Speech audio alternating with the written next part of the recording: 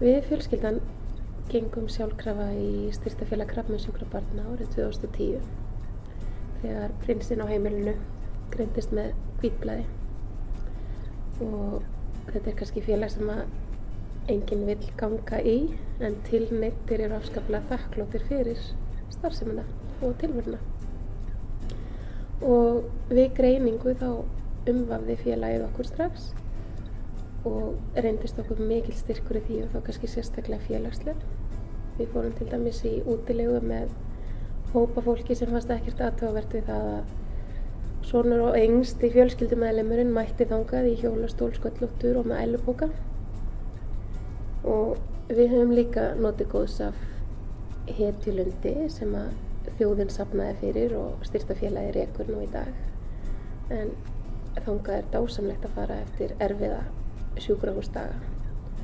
Og það er nokkuð ljóst að þrautaganga okkar hefði verið töluvert erfiðari ef að við höfum ekki notið stuðnings Styrktarfélags krabbameinssjúkra barna.